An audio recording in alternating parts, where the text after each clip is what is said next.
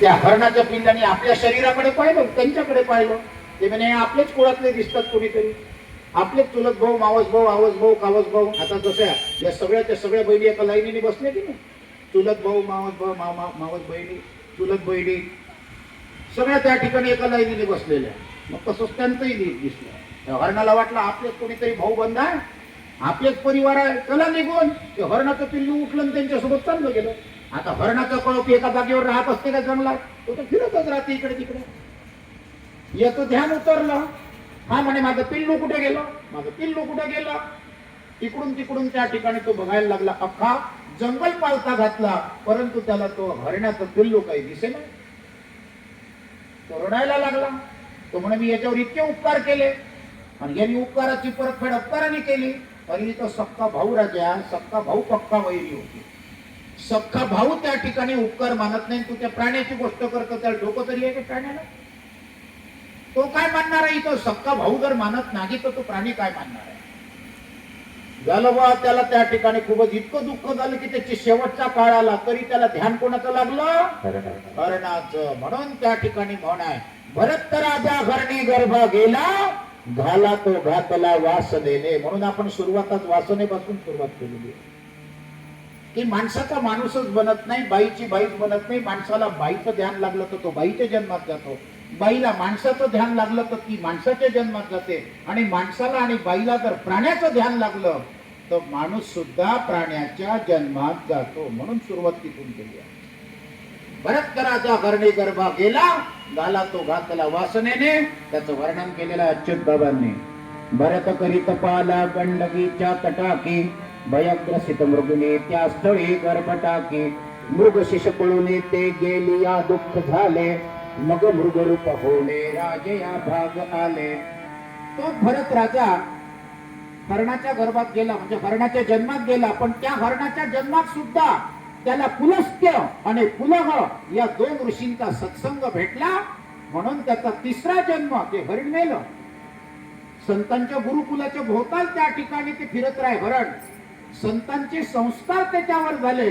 म्हणून त्या हरणाचा तिसऱ्या जन्मामध्ये जड भरत बनला, साधू बनला आणि विधेगी संत बनला.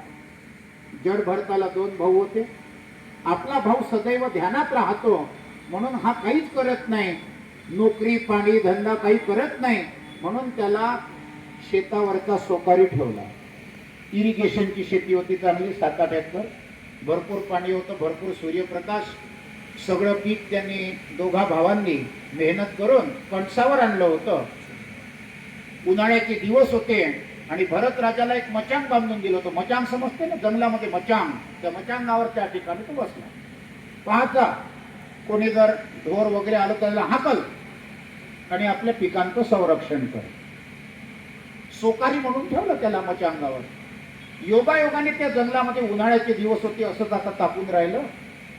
गुराखी आपले गुराढोरं घेऊन आला. बाहेर काहीच नाही त्या गुराढोरांना खाण्याकरता. आणि याची शेती इरिगेशनची असल्यामुळे 24 तास पाणी आणि पीक त्या ठिकाणी तुमच्या त्या कणसावर आलं. त्यांनी त्या गुराख्याला बोलवलं जड भरतानी, हे गुराख्या इकडे. त्याने काय, तुझ्या गुराढोरांना काही आहे का खायला? तुम्ही नाही ना महाराज, काय करावं काही समजतच नाही. मी माझा दरवाजा उघडून देतो तुला शेताचा, सगळे ढोर माझ्या शेतात घाल.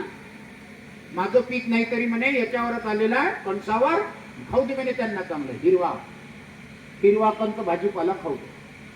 याने झालं बा, दरवाजा उघडून दिला, सगळे ढोर, आता ढोरच ते गाई म्हशी सगळ्या त्या ठिकाणी घुसल्या आणि याच्या शेतीची नासधूस करून टाकली. तेवढ्या गारा पडाशी डोकं फुटाशी एकच गाठ. अच्युत महाराजांचा शब्द आहे, गारा पडाशी डोकं फुटाशी.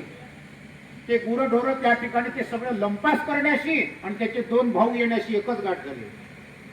आणि हा आपला ध्यानात बसलेला. ते दोघ जण आले, त्यांनी तो तमाशा पाहिला सगळ्यांचा. जड भरता लावला, काय जड भरता, अरे काय आहे? तो म्हणे दादा, अरे त्यांचा त्या ठिकाणी आत्मा शांत करायचा होता गुराढोरांचा, म्हणून त्यांना मी सगळं पीक खायला दिलं. तू खाली उतर म्हणे पहिले, किंवाच आत्मा शांत करतो म्हणे. खाली उतरवलं, जो जो त्या ठिकाणी तडाखे मारले दोन्ही भावांनी. जड भरताला झोडूनच काढला बिचारा. ज्या ज्या कडावर पडन त्या त्या कडावर झोडून काढला. चल म्हणे तू घरात ठेवायच्या लाकीचा नाही. दोन भावांनी आपल्या तिसऱ्या भावाला लाथ मारून त्याला हाकलला. परिस्थिती आजकाल अशीच आहे. काहीच करत नाही म्हणून त्याला घराच्या बाहेर हाकलून दिला. तो म्हणे मलाही तेच पाहिजे होतं. अकेला भला उठ के चला. चालला रस्त्याने जंगलामध्ये. आता योगायोगाने त्याला जंगलामध्ये काही दरोडेखोर भेटले. त्या दरोडेखोरांचं लग्न झालं होतं. 4 दरोडेखोर होते. 4 जणांचं लग्न झालं होतं. बरेच वर्ष झाले त्यांच्या घरातला पाळणा हल्ला नव्हता. आणि एका मांत्रिकाने त्यांना सांगितलं होतं की तुम्ही एकाचा नरबळी घ्या. नरबळी घेतला म्हणजे तुम्हाला पुत्र प्राप्ती झाल्याशिवाय राहणार नाही. हा जड भरत यांना सापडला. त्याला त्या ठिकाणी घरी नेलं. आणि घरी नेल्यानंतर सहजाच ते म्हणे अरे तुला भूक लागली का? तू म्हणे मी महिनाभरापासून उपाशीच आहो म्हणे. म्हणे आज आम्ही मस्त 3.5 किलोचं पुरण घातलेलं आहे म्हणे. आपण आज छान पुरणाच्या पोळ्या खाऊ. पहिले तू बस जेवायला मग आम्ही बसतो. हे महिनाभरापासून उपाशीच होतो. जड भरत बसला. आता विजयी होता तो. विजयी संत जेवायला बसला जड भरत. आणि जो पुरणाच्या पोळ्या खायला लागला 4 बायकांनी त्या 4 दरोडेखोरांच्या 3.5 किलो पुरण यांनी एकट्यानेच विचारून टाकलं पोटात. 3.5 किलो पुरण एकट्यानेच खाऊन टाकलं. यांच्यासाठी चौतकर पोळी सुद्धा ठेवली नाही गो त्या जड भरताने. तो म्हणे इतका खादाड आहे का म्हणे तो? म्हणे तुम्हीच तर म्हटलं म्हणे जेवा म्हणून जेवून राहिलो म्हणून. आता बस कर. ठीक आहे म्हणे बस करतो. काय बस करतो म्हणजे राजे? एवढं मोठं 3.5 किलो पुरण खाऊन टाकलं. आमच्यासाठी थोडीशी पुरणाची पोळी नाही ठेवली. ते तुमच्या बायकांना समजायला पाहिजे म्हणे. मी होतो काय म्हणे स्वयंपाक खोली. त्या वाढत गेला मी खात गेलो. त्या वाढत गेला मी खात गेलो. त्या वाढत गेला मी खात गेलो. मी महिन्याभराचा उपाशी आहे. अजूनही म्हणे तुम्ही 3-4 किलोचं पुरण केलं तुम्ही खाऊ शकतो. बरोबर. आणि लगेच त्या ठिकाणी त्याच्यासाठी एक खंदक खोदून ठेवलं होतं. त्याच्यामध्ये त्याला उभं केलं. यांनी आरी घेतली, तलवार घेतली, त्याच्या मानेला लावली. त्याला सांगितलं पहिले की आम्हाला एका मांत्रिकाने सांगितलेलं आहे की आम्हाला पुत्रप्राप्ती नाही आहे तर एकाचा नरबळी घ्या. तर म्हणे तू मरायला तयार आहे का? तू म्हणे वेलकर माझ्या मरणाने जर तुम्हाला पुत्रप्राप्ती कन्याप्राप्ती होत असेल तर मी मरायला तयार आहे. भल्लर दिसते का म्हणे बा? मरायलाही भीत नाही. सब डर जो जर के माथे हरि भक्त न कबो डर पाते. परवाह न कर किसी की सीधा निकला जाए. अगर नेक है दुनिया में तो डरने में क्या होगा. सहज त्या ठिकाणी तो उभा राहिला. त्याच्या गळ्याला तलवार लावलेली आहे. आणि या दरोडेखोरांचे हात कापायला लागले. कारण तो साधू होता, आत्मज्ञानी होता. त्याच्या त्या ठिकाणी हात कापायला लागल्याबरोबर कार्पण्य दोष पाहता स्वभाव त्याच्या हातची तलवार गळून पडली. जड भरत म्हणायला लागला कापना. मला कापणार होता तो? नाही रे तुला मारण्याची इच्छाच नाही होत. मग बाहेर काढ. लगेच त्या ठिकाणी त्याला बाहेर काढले. म्हणे जड भरत महाराज तुम्ही कोणीतरी सिद्ध महात्मा दिसता. तुमच्या चरणी आम्ही नतमस्तक होतो. 4च्या 4 दरोडेखोर जेव्हा तुझे दर्शन घडे उघडती विशाल ज्ञानाची कवाडे. मग नीतूपणाचे पोवाडे कोठचे तेथे. ग्रामगीता 1 अध्याय 9 ओवी. जेव्हा तुझे दर्शन घडे. संतांच्या दर्शनानेच पावन पवित्र माणूस झाली एकदम. ते म्हणे आम्हाला आशीर्वाद द्या. आणि मग जड भरताने त्याला सत्य ज्ञान दिलं. मूर्खांना अंधश्रद्धेच्या दिशेने जाता का? आता तर बंद करा गे. की आमच्या घरामध्ये जर त्या ठिकाणी पुत्रप्राप्ती पाहिजे असेल तर कोणाचा नरबळी घेऊन अशी पुत्रप्राप्ती होत असते का रे मूर्खांना, अज्ञानी अडाणचोटांना. जा याच्यानंतर त्या ठिकाणी कोणाचा नरबळी घेऊ नका. माझा आशीर्वाद आहे तुमच्या 4 बायकांना लवकरात लवकर पुत्रप्राप्ती झाल्यावर राहणार. साधूच्या मुखातून निघालेला प्रत्येक शब्द हा मंत्ररूपच असतो हे लक्षात. आशीर्वाद दिला जड भरतानी. काहीच महिन्यामध्ये त्यांच्या बायकांना दिवस राहिले आणि उत्तम सद्गुणी सदाचारी पोरं त्यांच्या पोटी जन्माला आले. पण यांनी पदवून घेतलं त्यांच्याकडून याच्यानंतर दरोडा टाकणार नाही. घाम गाळाल, मेहनत कराल आणि मग आपल्या त्या ठिकाणी प्रपंच सुखी कराल. ठीक आहे म्हणे आम्ही आजपासून दरोडेखोरपणा सोडला. साधूची सत्संगती म्हणजे तुमच्या आमच्या जीवनाची संजीवनी बुटी आहे. म्हणून सत्संग करा. हरी भेटे जनाव सत्संग करा. तिथून निघाला जडभरत. जाता जाता एक रहुगण राजा, सिंधू देशाचा राजा होता. सिंध देशाचा राजा होता. त्याचं नाव रहुगण राजा. त्याची पालखी चालली होती आणि तो सद्गुरूच्या शोधात चालला होता. 4 भोई होते पालखीचे. त्याच्यातला एक भोई थकलेला आहे. त्याच्याकडून चालणं होत नाहीये. तो म्हणे महाराज मी थकलो म्हणे, जंगलामध्ये पा कोणी भेटत असेल तर. हा अनायसे चालला होता जड भरत. त्याला आवाज दिला, ए इकडे, तुझं नाव काय? तू म्हणे माझं नाव जड भरत आहे. आमच्या महाराजांची पालखी उचलशील का? आमच्या राजाची पालखी उचलशील? तू म्हणे न उचलायला काय झालं? मुर्दा उचलतो म्हणे, मेला मुर्दा त्या ठिकाणी खांद्यावर उचलतो म्हणे, त्याच्यापेक्षा जिता त्या ठिकाणी माणूस उचलला तर काय अर्थ आहे? भलं अरबटासारखा बोलतो रे म्हणे तो. म्हणे आमचं बोलणंच तसं आहे म्हणे. असं का? राजा कुठं म्हणे इथं बसलेला आहे म्हणे आतमध्ये. त्याची पालखी घेतली, खांद्यावरून चालायला लागला जडभर. चालता चालता आता साधू वृत्तीचा आपल्या पायाखाली, याच्या पायामध्ये चपलीचा पत्ता नव्हता, पॅरागॉन, लखानी, बाटा एकही कंपनी नव्हती याच्या पायात. काही तीर्थयात्रा कडे चालला. जाता जाता जाता जाता किड्या मुंग्या दिसत त्याला, किड्या मुंग्या माकोडे, आणि ते आपल्या पायाखाली मरू नये म्हणून हा इकडे तिकडे पाय टाकायला लागला. आता त्याची पालखी हालायला लागली. हा वेडेवाकडे पाय टाकणार तर त्याची पालखी हालणार नाही का? सहजच रघुगण राजाने त्याला येतला आपला पडदा बाजूला केला, बाहेर आला. ए जड भरता सरका चाल.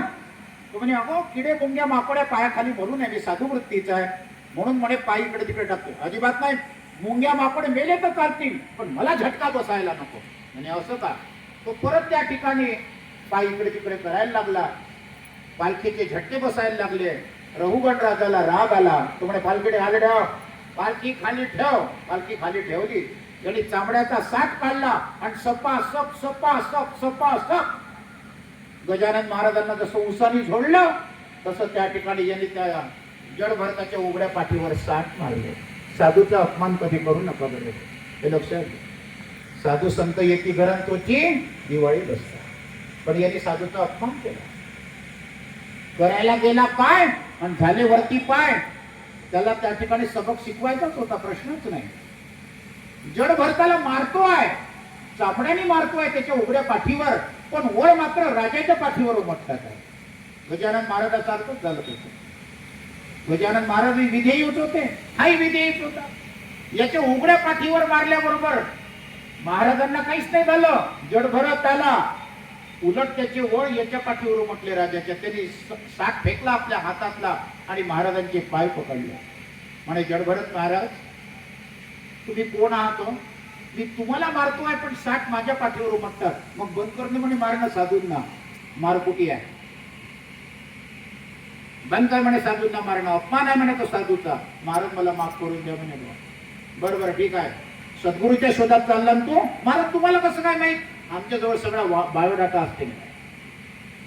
तुमच्या मोबाईलच्या भूतकाळामध्ये फक्त व्हॉट्सअप, व्हॉट्स म्हणजे काय, अप म्हणजे वर. पण आमच्या देशातले साधू संत ते आहेत. गजानन महाराज, साईनाथ महाराज ते आहेत. What's up, what's middle and what's down, he knows it very well. भूत, भविष्य आणि वर्तमान या तिन्ही काळाचा आत्मज्ञानी महापुरुष, त्याचं नाव सद्गुरू गजानन महाराज आहे. त्याचं नाव श्री संत अच्युत महाराज आहे. त्याचं नाव राष्ट्रसंत तुकडोजी महाराज आहे. तिन्ही काळाचं ज्ञान यांना असते. समोरचा माणूस कोण्या उद्देशाने आला यांना लगेच कळतं, हे लक्षात घ्या. अशा परिस्थितीमध्ये ज्या वेळेला जड भरताला त्यांनी सद्गुरू केलं. म्हणे महाराज आता मी दुसरीकडे सद्गुरू बघायला जातच नाही, आजपासून तुम्हीच माझे सद्गुरू आहात. आणि मग त्याला सत्य ज्ञान दिलं, मग त्याला आत्मज्ञान दिलं. जड भरताने अरे तू चांबड्याला चांबडं मारलं, मला त्या ठिकाणी साठ मारलेच नाही. महाराज मला नाही समजलं तुम्ही काय म्हटलं. अरे चांबड्याला चांबडं मारलं ना तू, माझ्या शरीराचं काय आहे? चांबडं. आणि तुझा साठ कशाचा आहे? चांबड्याचा. चांबड्याला चांबडं मारलं, तू मला कुठे मारलं? म्हणे मी कोण आहे? मैं तो शब्दों की खैरात हूँ, सब शब्द मेरे पास है, अपे मुर्दे भी जगा दो शब्द से तो होता अशुभ का रास है. अरे मानव तुझे नहीं याद क्या, तू ब्रह्म का ही अंश है. कुल गोत्र तेरा ब्रह्म है, सत ब्रह्म तेरा वंश है. चैतन्य है तू अजर अमर, समझगी सुख राशि है. जन्मे नहीं मरता नहीं, कूटस्थ गए अविनाशी है, कूटस्थ गए अविनाशी है. अहम आत्मा ब्रह्म तत्वमसी किम तत् ब्रह्म. मी त्या ठिकाणी त्या ब्रह्माचा अंश आहे. माझ्या शरीरामध्ये तू मला जे मारलं ते हाताला मारलं, मला कुठं मारलं? आत्मागम सर्व भूतेषु, मी आत्मरूपाने अमर आहे. असं आत्मज्ञान तिला दिलं. तू पाठीला मारलं, मला नाही मारलं. तू मांडीला मारलं, मला नाही मारलं. तू शरीराला मारलं, माझ्या आत्म्याला नाही मारलं. मी तर आत्मरूपाने अमर आहे. हे ज्ञान ज्या वेळेला त्यांनी ऐकलं त्यावेळेला त्याचंही वर्णन त्या ठिकाणी केलेलं आहे. चर्माचा तव साठ पाठ अमुची चर्माची ही वल्कली लागे का मडीचा मडी अशी ही येथे कथा जागली. आत्माचे तनबी मला तिळ भरी ते दुःख होई जना. राजा ऐकून घे रडे पदी पडे ओशाळला से मना. महाराज मला आता गुरुमंत्र द्या म्हणे तुम्ही. अरे या जगात एकच गुरु आहे म्हणे. कोण? आपली कसं करू ही बिमारी दूर करतो त्याचं नाव गुरु आहे. का रे गुरु? आता कसं करू ही बिमारी दूर करतो त्याचं नाव सद्गुरु आहे. या जगाचा विश्वनियंता हा विष्णू भगवान आहे. भागवत आहे म्हणून. या जगाचा करता धरता नियंता हा विष्णू भगवान आहे. बस त्याचं चिंतन करत जा. त्यांना नामस्मरण दिलं, गुरुमंत्र घेतला. रघुगण राजाने कोणता? या सगळ्यांचा आधार या जगतामध्ये विष्णू भगवान आहे म्हणून त्याचं वर्णन करतात. विष्णू सर्वाधार सर्वाधार सर्वाधार विष्णू सर्वाधार.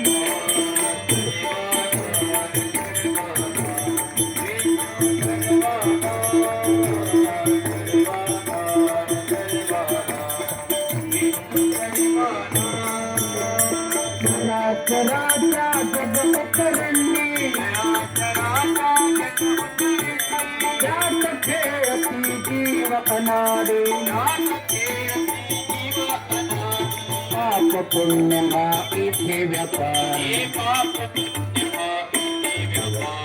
विष्णू सर्वाधार सर्वाधार सर्वाधार विष्णू सर्वाधार.